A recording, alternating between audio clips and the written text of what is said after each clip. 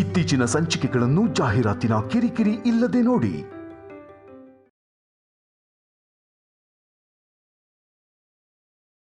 ಹೋಗ್ಲಿ ಬಿಡು ಪಾರ್ವತಿ, ಚಿಕ್ಕ ಹುಡುಗಿ ಹೋಗ್ತಾ ಹೋಗ್ತಾ ಅರ್ಥ ಮಾಡ್ಕೋತಾಳೆ.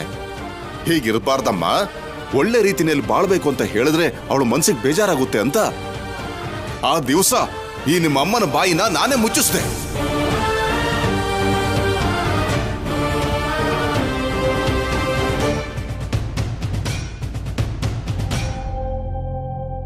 ಆದರೆ ಇವತ್ತು ನೀನು ಯಾರ ಮಾತನ್ನು ಕೇಳ್ತಾ ಇಲ್ಲ. ನಾನು ಮಾಡಿದ್ದೆ ಸರಿ ಅನ್ನೋ ರೋಗದಲ್ಲಿ ನಿನಗೆ ಏನ್ ಅನ್ಸುತ್ತೋ ಅದನ್ನೆಲ್ಲ ಮಾಡ್ತಾ ಇದೀಯ. ನಿನಗೆ ಅರ್ಥ ಆಗ್ತಾ ಇದೆಯೋ ಇಲ್ವೋ, ನಮಗಂತೂ ಅರ್ಥ ಆಗ್ತಾ ಇಲ್ಲ. ಎಲ್ರೂ ಒಂದಲ್ಲ ಒಂದ್ ದಿವಸ ನಿನಗೆ ಚೀಮಾರಿ ಹಾಕ್ತಾರೆ. ಕಟ್ಕೊಂಡಿರೋ ಗಂಡ ಹೆತ್ತು ಮಗನೂ ಕೂಡ.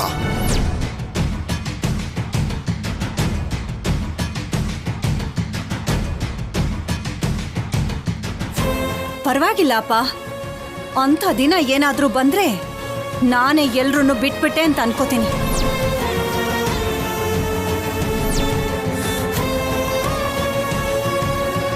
ಏನ್ರಿ, ಒಂದು ಕಲ್ಲಿಗೆ ನಾವು ಕೈ ಮುಗಿದ್ರೆ ಅದು ನಮಗೆ ದೇವ್ರ ಹಾಗೆ ಕಾಣಿಸ್ಬೋದು. ಆದ್ರೆ ದಮಯಂತಿ ಬದಲಾಗ್ತಾಳೆ ಅನ್ನೋದು ನಮ್ಮ ಕನ್ಸಾಗೆ ಉಳಿತಿದೆ. ಮರ್ತು ಬಿಡ್ರಿ.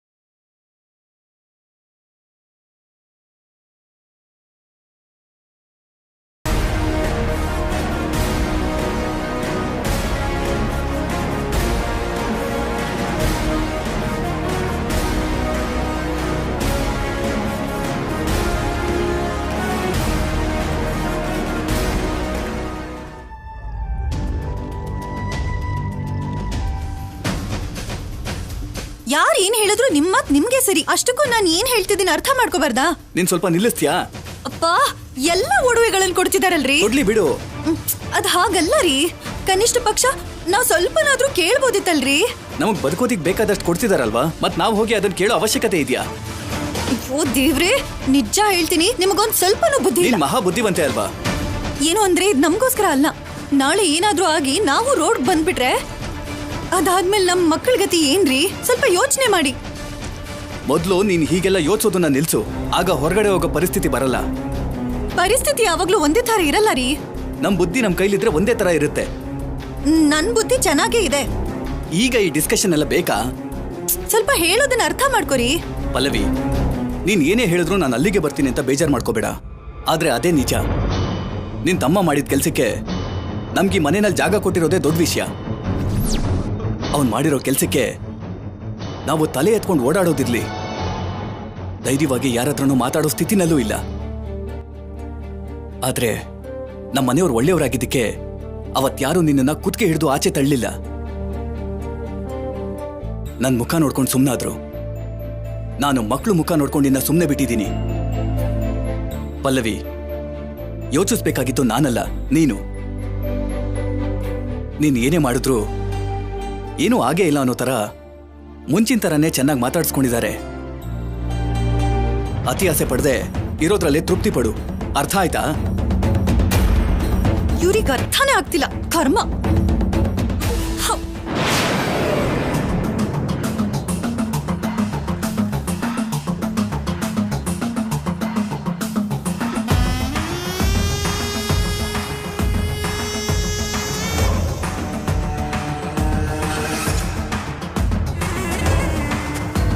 ಏನ್ ಸ್ಯಾಮ್, ಟೆನ್ಷನಲ್ಲಿ ಫೇಸ್ಬುಕ್ಕಲ್ಲಿ ಏನು ಸರ್ಚ್ ಮಾಡ್ತಾ ಇದೆಯಾ? ಮಗುನ್ ನೋಡಿ ತುಂಬಾ ದಿವಸ ಆಯ್ತಲ್ವಾ ಸಿದ್ದು, ನೋಡೋಣ ಅಂತ ಅನ್ನಿಸ್ತು. ಅದಕ್ಕೆ ಕಲ್ಯಾಣಿ ಏನಾದರೂ ಮಗು ಫೋಟೋನ ಫೇಸ್ಬುಕ್ಕಲ್ಲಿ ಹಾಕಿದಾಳೇನೋ ಅಂತ. ತಿಂದಿರ ನಿದ್ದೆ ಮಾಡ್ದಿರಾ ಇದನ್ನು ಹುಡ್ಕೊಂಡು ಕೂತಿದ್ಯಾ? ನಿಮ್ಮ ಮಗು ಫೋಟೋ ಅವ್ರು ಯಾಕೆ ಅಪ್ಲೋಡ್ ಮಾಡ್ತಾರೆ? ಹುಚ್ಚ ಆಲೋಚನೆ ನಿಲ್ಲಿಸಿ ಬಂದು ತಿನ್ನು. ನಾನು ಈಗಲೇ ಬರ್ತೀನಿ.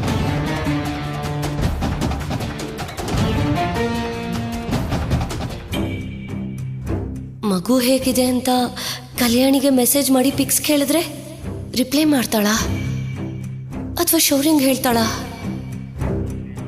ಕಲ್ಯಾಣಿಗೆ ನನ್ನ ಮೇಲೆ ಕೋಪ ಇರುತ್ತೆ, ಮಗು ಮೇಲೆ ಯಾಕಿರುತ್ತೆ? ಒಂದು ಫೋಟೋ ಕೇಳಿದ್ರೆ ಏನಾಗುತ್ತೆ?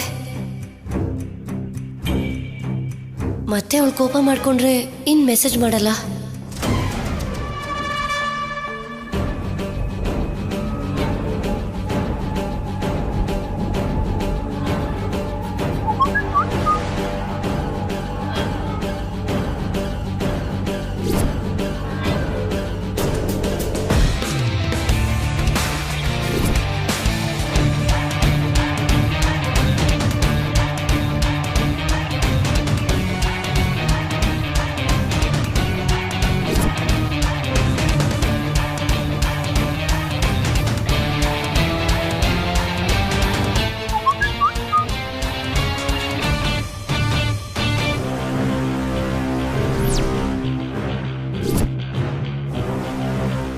ಈ ಟೈಮಲ್ಲಿ ಕಲ್ಯಾಣಿಗೆ ಯಾರು ಮೆಸೇಜ್ ಮಾಡಿರ್ತಾರೆ? ಚೆಕ್ ಮಾಡಿದ್ರೆ ಚೆನ್ನಾಗಿರುತ್ತೆ. ಪರವಾಗಿಲ್ಲ, ಚೆಕ್ ಮಾಡೋಣ.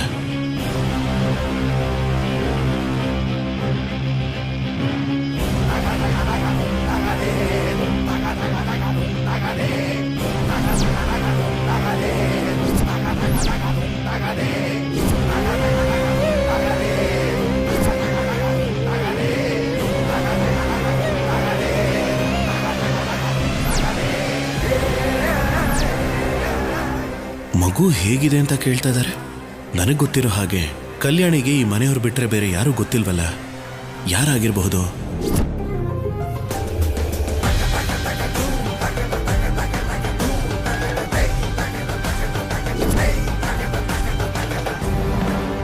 ಒಂದು ವೇಳೆ ಸಂಪದಾನೇ ಇರ್ಬೋದಾ? ಕಲ್ಯಾಣಿ ಮೆಸೇಜ್ ನೋಡಿ ಆನ್ಸರ್ ಮಾಡ್ತಿಲ್ವಲ್ಲ, ಯಾಕಿರ್ಬೋದು?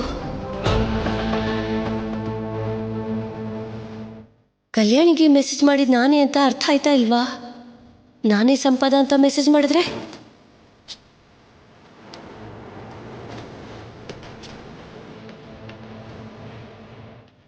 ಈ ಮೆಸೇಜ್ಗೆ ರಿಪ್ಲೈ ಏನು ಬರುತ್ತೆ ಅಂತ ನೋಡಿ ಆಮೇಲೆ ಮೆಸೇಜ್ ಮಾಡಿದ್ರೆ ಬೆಟರ್ ಅನ್ಸುತ್ತೆ. ಕನ್ಫರ್ಮ್ ಆಗಿ ಸಂಪದ ಕಲ್ಯಾಣಿ ಜೊತೆ ಟಚ್ಚಲ್ಲಿದ್ದಾನೆ. ಇದನ್ನು ಕನ್ಫರ್ಮ್ ಮಾಡಿಕೊಂಡ್ರೆ ಜೋರಾಗಿ ಕೇಳೋದಕ್ಕೆ, ಕಂಡು ಹಿಡಿಯೋದಕ್ಕೆ ಚಾನ್ಸ್ ಇರುತ್ತೆ.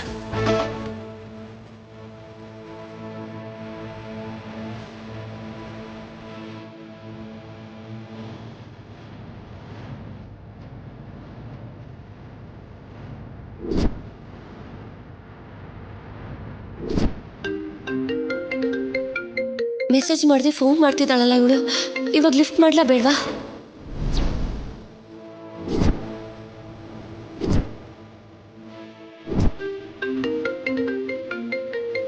ಕಮಾನ್ ಕಮಾನ್,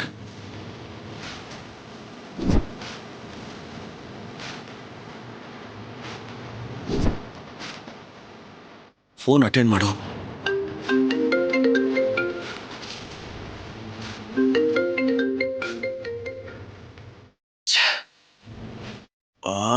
ಕಮಾನ್ ಕಮಾನ್ ಕಮಾನ್ ಕಮಾನ್, ಅಟೆಂಡ್ ಮಾಡು.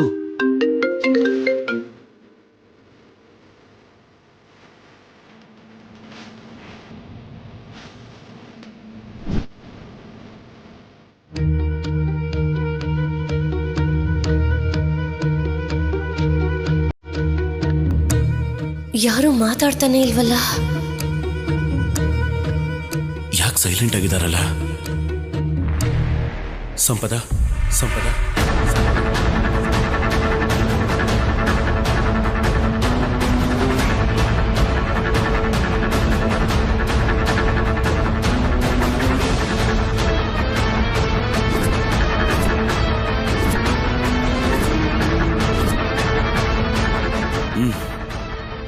ನಿನ್ನ ಮೌನ ನನಗೆ ಗೊತ್ತಾಗಲ್ಲ ಅನ್ಕೊಂಡ.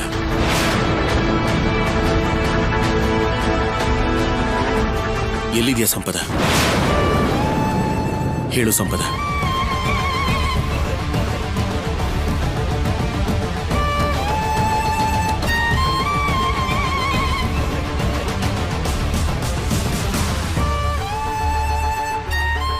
ನಾನೇನು ಹೇಳಲ್ಲ, ಮಾತಾಡು ಸಂಪದ.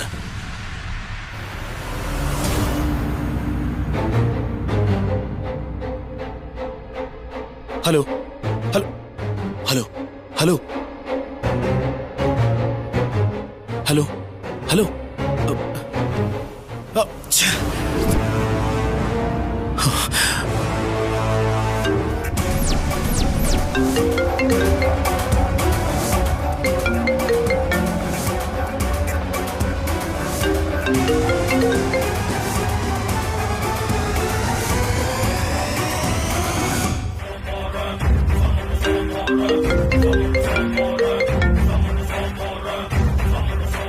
ನೆಟ್ವರ್ಕ್ ಸಿಗ್ತಿಲ್ವಾ ಆಫೀಸರ್?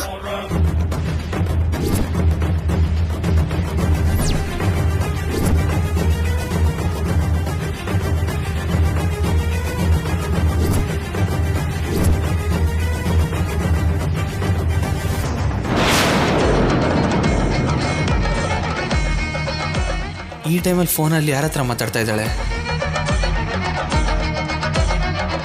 ಸ್ಯಾಮ್, ಯಾಕಿಷ್ಟು ಬೆವರುತ್ತಿದ್ಯಾ? ಈ ಟೈಮಲ್ಲಿ ಯಾರ ಹತ್ರ ಫೋನಲ್ಲಿ ಮಾತಾಡ್ತಾ ಇದೆಯಾ?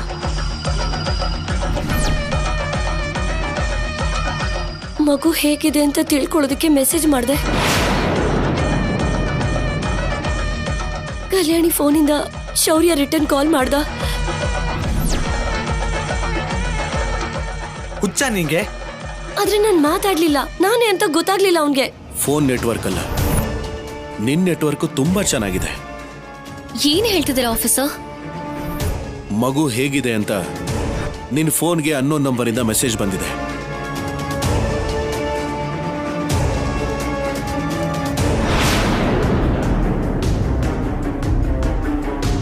ಮಗು ಬಗ್ಗೆ ನಿನ್ನ ಸಂಪದ ಬಿಟ್ರೆ ಇನ್ಯಾರು ಕೇಳ್ತಾರೆ?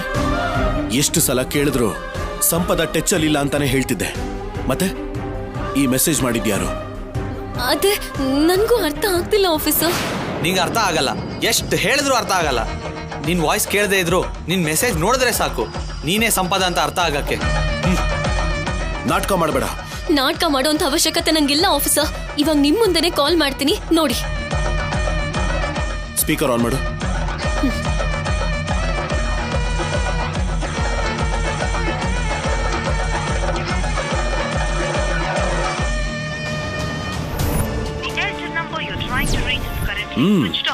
ಎಕ್ಸ್ಪೆಕ್ಟ್ ಮಾಡಿದ್ದೆ. ನನ್ನ ವಾಯ್ಸ್ ಕೇಳಿಸ್ಕೊಳ್ಳಲ್ಲ, ಈಗ ಸ್ವಿಚ್ ಆಫ್ ಮಾಡಿದಾಳೆ. ನೀನ್ ಬದಲಾಗಲ್ಲ ಕಲ್ಯಾಣಿ. ಛೇ, ಅಯ್ಯೋ ಆಫೀಸರ್, ನಾನು ಹೇಳ್ತಿರೋದು ನಿಜ.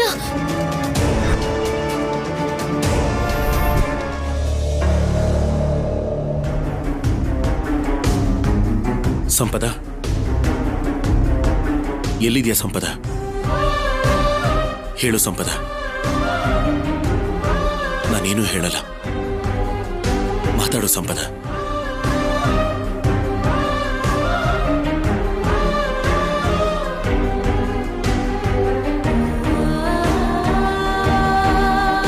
ಯಾವ ಕೆಲಸನಾದ್ರೂ ಮಾಡಕ್ ಮುಂಚೆ ಹಿಂದೆ ಮುಂದೆ ಯೋಚನೆ ಮಾಡು ಸ್ಯಾಮ್. ನೀನು ಎಮೋಷನ್ಸ್ನ ಕಂಟ್ರೋಲ್ ಮಾಡ್ಕೋಬೇಕು ಸ್ಯಾಮ್. ಹೀಗೆ ಎಷ್ಟು ದಿನ ಸಿದ್ದು? ನಾವು ಲೈಫಲ್ಲಿ ಸೆಟ್ಲ್ ಆಗೋವರೆಗೂ. ನೀನು ದೊಡ್ಡ ಹೀರೋಯಿನ್ನು, ನಾನು ದೊಡ್ಡ ಡೈರೆಕ್ಟರ್ ಆಗೋವರೆಗೂ. ಹಾಗಾಗ್ತೀವಿ ಅನ್ನೋ ನಮ್ಮ ನಂಬಿಕೆ ನನಗೆ ದಿನದಿಂದ ದಿನಕ್ಕೆ ಹೋಗ್ತಿದೆ ಸಿದ್ದು. ಯಾಕೆ ಅಂತ? ಸಿನಿಮಾ ಸ್ಟಾರ್ಟ್ ಆಗ್ಬೇಕು ಅಂದ್ರೆ ನಾವು ಡೈರೆಕ್ಟರ್ಗೆ ದುಡ್ಡು ತೋರಿಸ್ಬೇಕು, ನಾವು ಆ ಮೂವಿ ಶೂಟ್ಗೆ ಹೋಗ್ಬೇಕು. ಇದೆಲ್ಲ ಆಗ್ಬೇಕು ಅಂದ್ರೆ ಕೋಟಿ ರೂಪಾಯಿ ನಮ್ಮ ಕೈಯಲ್ಲಿ 2 ದಿನದಲ್ಲಿ ಇರಬೇಕು. ನನ್ನ ಯೋಚನೆನೂ ಅದೇ ಸ್ಯಾಮ್. ಅಷ್ಟಕ್ಕೂ ಅವತ್ತು ವರದಕ್ಷಿಣೆನ ನನಗೆ ಕೊಡ್ತೀನಿ ಅಂದಿದ್ದ ಕೋಟಿ ನನ್ನ ಹತ್ರ ಇದ್ದಿದ್ರೆ ಅಷ್ಟಕ್ಕೂ ಇವತ್ತು ನಮಗೆ ಕಷ್ಟನೇ ಇರ್ತಿರ್ಲಿಲ್ಲ. ಆ ಕಲ್ಯಾಣಿ ಬ್ಯಾಗ್ ಬದಲಾಯಿಸಿ ದೊಡ್ಡ ಏಟ್ ಕೊಟ್ಲು. ಆಗಿದ್ದೆಲ್ಲ ಸಿದ್ದು. ಇವಾಗ ನಾವು ಮಾಡ್ಬೇಕಾಗಿದ್ದನ್ನು ಯೋಚನೆ ಮಾಡು.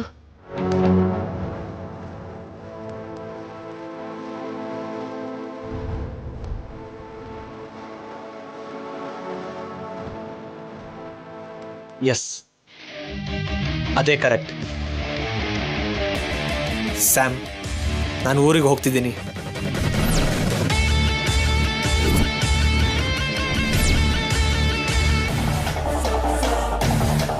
ಯಾಕೆ ಸಿದ್ದು?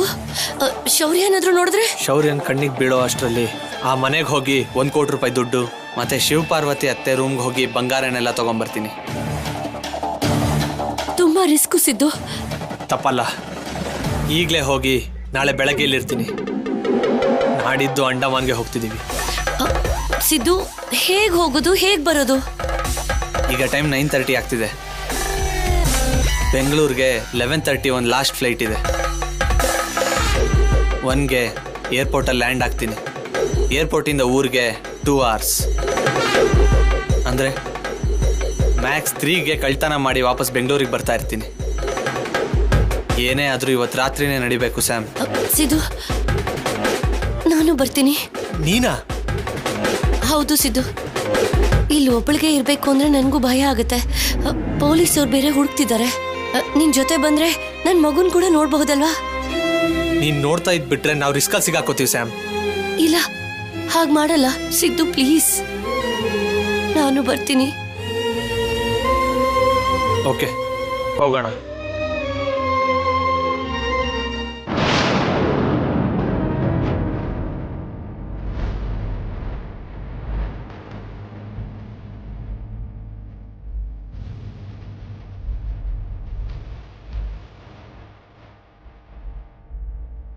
ದಮಯಂತಿ, ವರದಕ್ಷಿಣೆ ಕೊಡೋದು ತಲತಲಾಂತರದಿಂದ ಬಂದಿರೋಂಥ ಪದ್ಧತಿ. ಏನೋ ಗಡಿಬಿಡಿಯಲ್ಲಿ ಸ್ವಲ್ಪ ಮರ್ತೋಯ್ತು, ತಪ್ಪು ತಿಳ್ಕೊಬೇಡ. ದಯವಿಟ್ಟು ಈಗಿದನ್ನು ಸ್ವೀಕಾರ ಮಾಡೋ. ಅಂದ್ರೆ ನಿಮ್ಗೆ ಅದ್ಗೆ ಈ ಒಡವೆಗಳು ದುಡ್ಡು ಮನಸ್ಫೂರ್ತಿಯಾಗಿ ಅತ್ತೆ ನಿಮ್ಗೆ ಕೊಡಕ್ ಹೇಳಿದ್ದಾರೆ.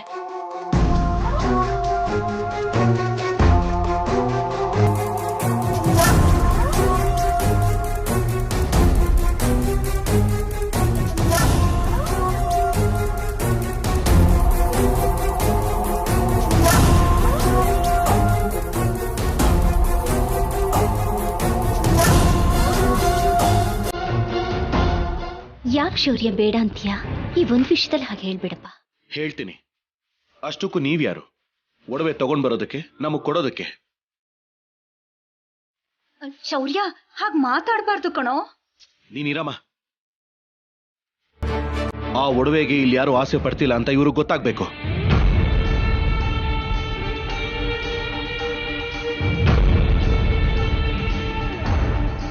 ಹೌದು ದಮಯಂತಿ, ತಗೊಳ್ಳೋದು ಸರಿಯಲ್ಲ. ಏನು ಅನ್ಕೋಬೇಡಮ್ಮ, ಈ ಒಂದು ವಿಷಯದಲ್ಲಿ ನಿನಗೆ ಆಯ್ತು ಅಂತ ಹೇಳಕ್ಕಾಗ್ತಿಲ್ಲ. ಇಲ್ಲ ಅಂತ ಹೇಳೋಲ್ಲ ಅನ್ನೋ ನಂಬಿಕೆಯಿಂದ ಬಂದ್ವಿ.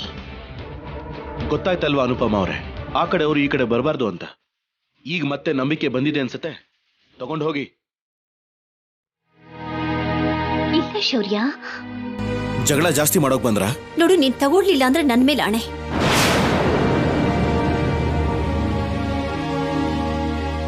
ನಾನು ಹೇಳೋದು ಹೇಳಿದ್ದೀನಿ, ಇದಕ್ ಮೇಲೆ ನಿಮ್ಮಿಷ್ಟ.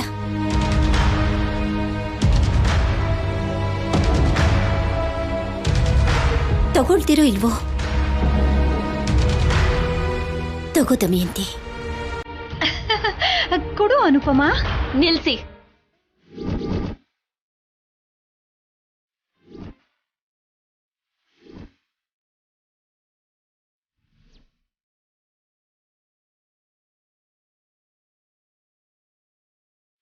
ಅದು ನಿಮ್ ಒಡವೆ ಅಲ್ಲ, ನಂದು.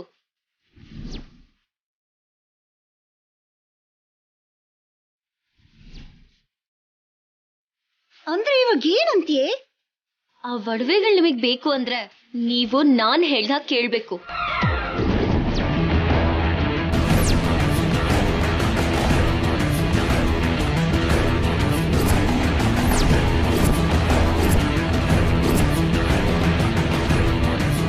ನಾನ್ ಹೇಳ್ದ ಹಾಗೆ ನೀವ್ ಮಾಡ್ಬೇಕು.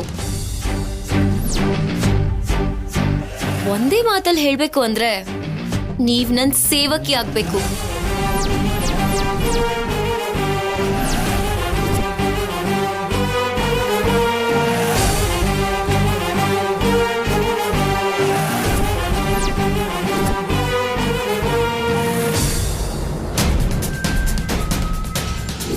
ಏನಂತೀರಾ? ಆಗ್ತೀನಿ ಅಂದ್ರೆ ಕೊಡ್ತೀನಿ. ನಿಮಗೆ ಸೇವಕಿ ಆಗಕ್ಕೆ ಒಪ್ಪಿಗೆ ಇದೆಯಾ? ಕಲ್ಯಾಣಿ, ತಗೋಬೇಕು ಅಂದ್ರೆ ನಾನು ಹೇಳಿದ್ದಕ್ಕೆ ಒಪ್ಕೋಬೇಕು. ನೋಡಿ, ತಗೊಳ್ಳಿಲ್ಲ ಅಂದ್ರೆ ನನ್ ಮೇಲೆ ಆಣೆ. ಒಪ್ಕೊಂಡ್ರೇನೆ. ನನ್ನ ಮೇಲೆ ಆಣೆ. ಒಪ್ಕೊಂಡ್ರೇನೆ. ತಗೊಳ್ಳಿಲ್ಲ ಅಂದ್ರೆ ನನ್ ಮೇಲೆ ಆಣೆ. ಒಪ್ಕೊಂಡ್ರೇನೆ. ತಗೊಳ್ಳಿಲ್ಲ ಅಂದ್ರೆ ನನ್ ಮೇಲೆ ಆಣೆ. ಒಪ್ಕೊಂಡ್ರೇನೆ. ತಗೊಳ್ಳಿಲ್ಲ ಅಂದ್ರೆ ಆಣೆ.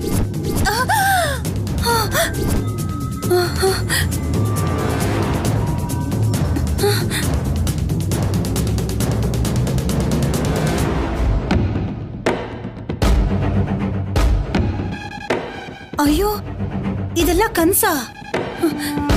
ಒಡವೆಗಳೇನಾದ್ರೂ ಮನೆಗ್ ಬಂದ್ರೆ ಎಲ್ಲ ಕಲ್ಯಾಣಿನೇ ಇಸ್ಕೊಂಡ್ ಬಿಡ್ತಾಳೆ. ಇನ್ನು ಅನುಪಮ ಈ ಮನೇಲೂ ಕೂಡ ತಾನೇ ದೊಡ್ಡೋಳಾಗೋದಕ್ಕೆ ಟ್ರೈ ಮಾಡ್ತಾಳೆ. ಆ ಅವಕಾಶನ ಕೊಡಬಾರ್ದು. ಈ ಮನೆಗೆ ಆ ಒಡವೆಗಳು ಬರಲೇಬಾರ್ದು. ಆದ್ರೆ ತಾಯಿ ಒಡವೆಗಳು ಮಗಳಿಗೆ ತಾನೇ ಬರೋದು. ಅದನ್ನ ನನಗೆ ಯಾಕೆ ಕೊಡ್ತಾರೆ? ಅವ್ರು ಕೊಟ್ರು ಕಲ್ಯಾಣಿ ಕೊಡಲ್ಲ. ಆದ್ರೆ ನಾನು ಬಿಡಕ್ಕಾಗಲ್ಲ. ಏನ್ ಮಾಡ್ಲಿ?